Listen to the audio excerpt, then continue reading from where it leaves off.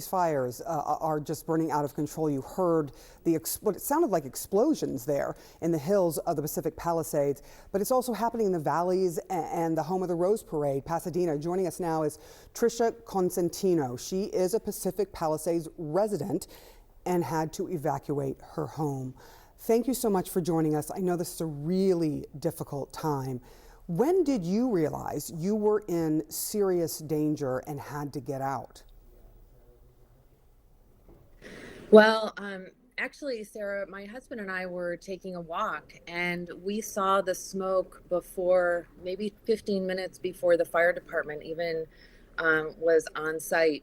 So in the beginning, we really, we get these fires, they happen. And we were being looky-loos. We were videotaping, and we weren't getting any self-service where we were.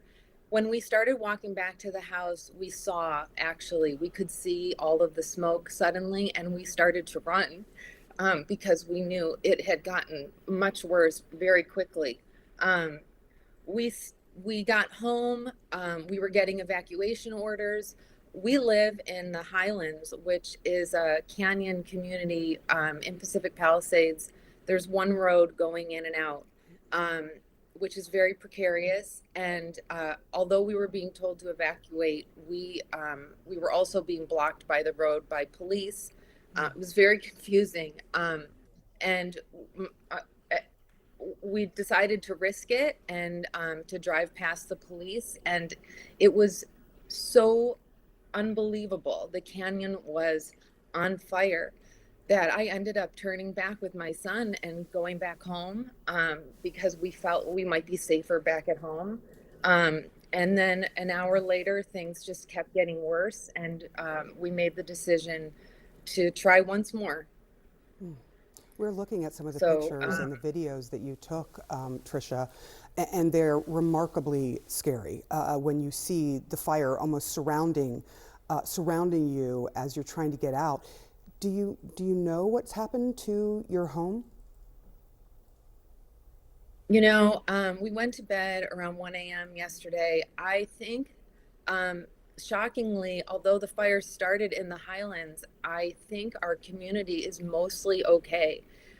It went down and headed into town, which has never, ever happened before. So I think my home is okay, but I have a business in the village that I do not think made it. There are a lot of businesses owned by residences that are gone. Can you tell me what you experienced as you talked about trying to leave, and I am familiar with the Highlands and how tight it is just trying to get out of any hills, but this is particularly precarious. Can you describe what was going on around you, what you were hearing and experiencing with the wind and as the fire is just raging? Um, when we first entered the canyon, it looked clear and it's a bit of an S. The first time we went, we actually picked up a young man was just walking through the canyon. He worked in the neighborhood, and I made him get in my car. Um, and as we turned a corner, the plumes of smoke were just billowing up the road. There was burnt ash. There were flames on either side of us. The car was very quickly getting smoky. We had wet towels over our faces. Um, and the cars ahead of us were not moving. There's also all of this debris had fallen on the road. There were rocks and small boulders. So that first attempt, I realized if I can't see, I might get caught. The second time we went down, we actually had a police escort and they had cleared the debris. And at the bottom of the road, there must have been 30 or 40 abandoned cars. So I'm really glad we didn't try that first time because I don't know if we would have gotten through. There were just vehicles on fire on the road burning. Um, there's a church school at the bottom of the hill.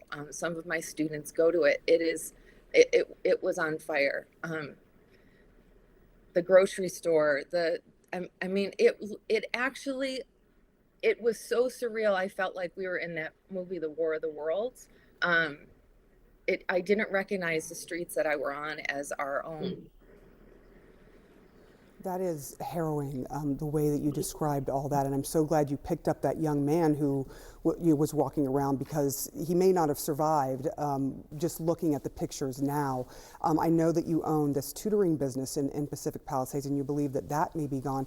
Where are you now, and how are you and your family doing? My husband, I'm recently remarried, and my husband has a home actually about an hour and a half outside of the Palisades. So we had somewhere to go. My family is safe. My daughter luckily just went back to college a few days before. We have our pets. Everyone I've spoken to, all of our friends, my clients, everyone is safe. I would say half of the people I know. I have about 200 students. I think about half of the people I know have lost their homes. Wow. Half of the people you know It's have really, lost their homes. yeah, yeah. I'm so sorry to hear that. I watched them burning up. It's so scary. Doesn't even cover it. But then you have to turn around and go back and see what's happened to your neighborhood, and you've already seen the destruction, and it's going to likely get worse. Trisha Constantino, thank you so much. I'm very happy to see that you and your family survived this, and hopefully your home will as well. I appreciate you coming on this morning and speaking to us. Thank you. Kate. That is just so horrible, Sarah. Think any half of the people you know losing their homes is just, that's awful, gut-wrenching, and so sad, and such a reality that I'm sure more and more people are facing right now. Let's get over to CNN's meteorologist, Derek Van Dam, to see what the next few hours are going to be like. Derek, we're still hearing that this is going to get worse before it begins to improve. What are you expecting in the next few hours?